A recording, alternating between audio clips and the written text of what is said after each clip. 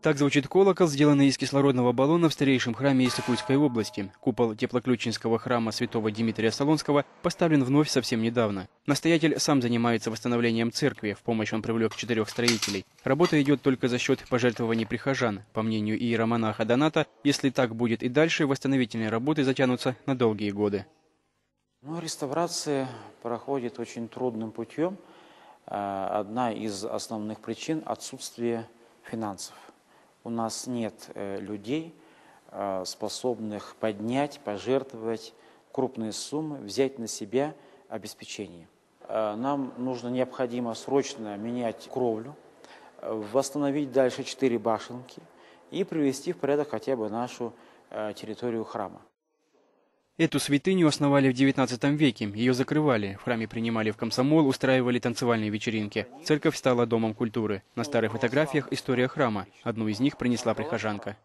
На память от настоятеля всего храма, священнику, 1913 год, 22 мая. Старым стилем нужно помнить. Грубоватый архитектурный стиль церкви остался в первозданном виде. Именно это настоятель и хочет сохранить. Вот у нас здесь работа очень мелочная, деревянная, чертежей у нас нету. Мы все делаем по фотографии. Это, в общем, все делается сложно.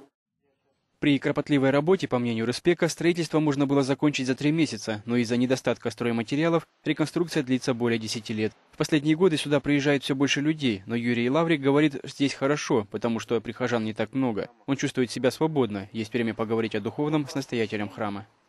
И все-таки это наша культура, и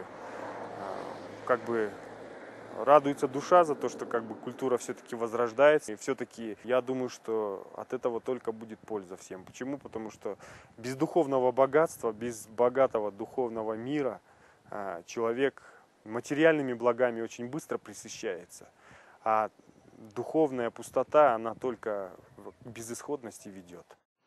Восстановление 4-башенной кровли церкви обошлось в $1500. Огромные деньги для прихода. А на полноценную реконструкцию требуется еще 10 000.